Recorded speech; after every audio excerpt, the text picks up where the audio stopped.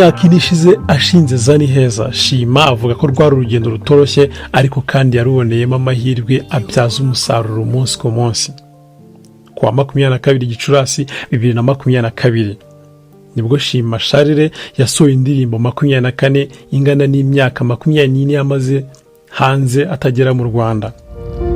Ni indirimbo yakoranye na BRUCE MELODIE mu kugaragaza urukumbuzi yagiriye mu gihugu cy'u Rwanda cyangwa se cyamubyaye.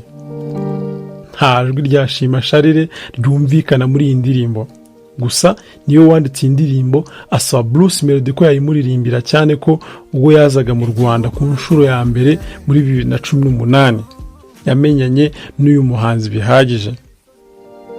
Shima avuga ko yanditse indirimbo nyuma y'igihe kinini agerageza kwandika igitabo kivuga ku rukumbuzi afitiye u Rwanda nyuma y'imyaka 24 atarugeramo, ariko agahura n'inzitizi zatumye adasoza igitabo cye.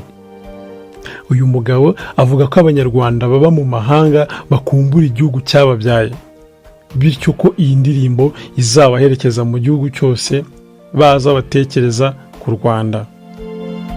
Ni indirimbo yumvikanamo amagambo y'ikinyarwanda akomeye. Shima Charles avuga ko mu gihe cy'imyaka 24 ari muri Canada yagiye agerageza kuvuga ururimi rw'ikinyarwanda agira ngo atazarwibagirwa, ariko kandi ngo hari igihe yigeze kumara imyaka inavuga icyongereza.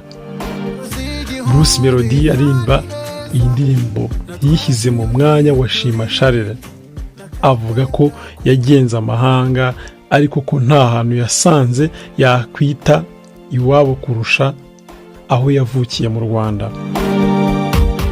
Akangurira abantu gusura u Rwanda kuko ari heza cyane.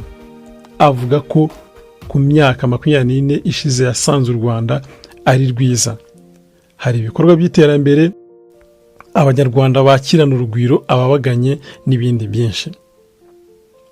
Tumaze kumenyera ibikorwa bitandukanye bya Zaniheza byiganje cyane ku muco no gutembera u Rwanda na Afurika muri rusange. Shima Charles wakoranye indirimbo na BRUCE MELODIE yabaye uwa mbere watsindiye scholarship ikomeye ku isi. Shima Charles yabaye umunyarwanda wa mbere watsindiye scholarship itangwa na Philippe wo muri Leta Zunze Ubumwe za Amerika. Wubakiye ku rugendo rwe mu guteza imbere no kugaragara cyangwa se kugaragaza uruhare rw'ubukerarugendo bwisunze ikoranabuhanga. Iyi scholarship ihabwa abantu babiri ku isi. Uyihawe abasha kwitabira ku buntu iyi nama ku bukerarugendo bwisunze ikoranabuhanga ibera mu mijyi itandukanye ku isi. Ni mu gihe abandi bayitabira bisaba ko buri umwe yishyurira asaga miliyoni 4 z'amanyarwanda. Philippe yari asanzwe ari umushoramari ariko wakunze gutembera ahantu hanyuranye ku isi no kugira inama abantu benshi mu bijyanye n'ubushabitsi. Igihe cyarageze atangira gutegura inama y'ubukerarugendo bwisunze ikoranabuhanga mu rwego rwo gukangurira ibihugu n'abantu kuyoboka iyi nzira. Shima Charles yayihawe ari kumwe na Tayali washinze umuryango witwa Rwanda Health. Uyu mugore yagize uruhare mu kugira inama amavuriro arenga 60 mu gukoresha ikoranabuhanga muri serivisi batanga. Shima Charles wakoranye indirimbo na BRUCE MELODIE bise 24 yabwiye Inyarwanda ko guhabwa iyi scholarship abigeranya nko guhabwa umudari wa zahabu utangwa mu mikino ikomeye isi nka Olympique. Yavuze ko kuyihabwa bibonamo amahirwe ku bandi banyarwanda bashaka kwitabira inama ikomeye ku rwego rw'isi. Ati kuba nabaye umunyarwanda wa mbere wayihawe bisobanuye ikintu gikomeye cyane, murumva ko ari intambwe nziza nateye kandi ihambaye cyane, kandi izafungura imiryango y'abandi bazankurikirana. Perezida wacu yaravuze ngo tugomba kubona umwanya kuri table d'honneur. Kubona iyi scholarship ni ishema rikomeye. Shima avuga ko iyi scholarship yabonye igiye kumufasha gukomeza guteza imbere ubukerarugendo mu Rwanda ndetse no ku mugabane wa Afurika. Ati buri kompani iba yifuza kumenyekanisha ibikorwa byayo. Iyi scholarship yahawe imuhesha ububasha bwo kuzitabira inama izwi nka Phocuswright conference. izabera mu mijyi nka Saint Paul Dred. Iyi scholarship yahawe imuhesha ububasha bwo kuzitabira inama izwi nka Phocuswright Conference izabera mu mijyi nka Saint Paul Rodredare muri Leta Zunze Ubumwe za Amerika kuwa 13 kugeza kuwa 16 Gushyingo 2023. Ni inama izitabirwa na kompani zihambaye mu bukerarugendo bukoresha cyane ikoranabuhanga travel tech.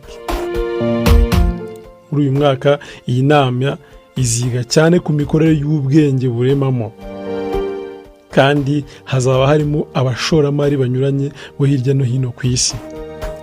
Shima Charles washinze Zaniheza yabaye umunyarwanda wa mbere watsindiye scholarship imuhesha ubushobozi bwo kwitabira the Phocuswright Conference izaba mu Gushyingo 2023.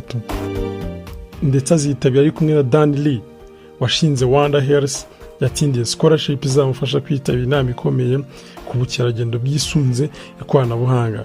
Shima yavuze ko scholarship yatsindiye igiye gufungura amarembo no ku bandi banyarwanda muri rusange bazamukurikirana.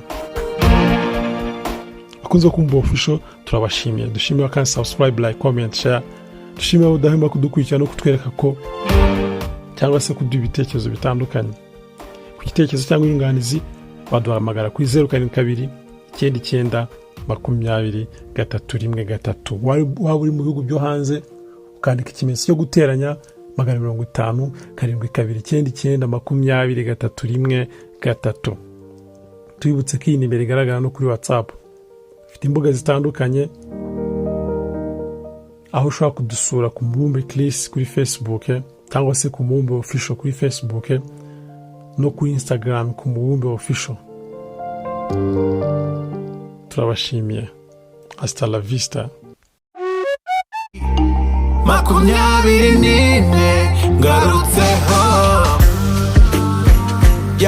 nimureke nitinyira akadiho ziravumera Rwanda naranyuzwe. Ishema ryacu no gukunda igihugu cyiza nk'iki twarazwe.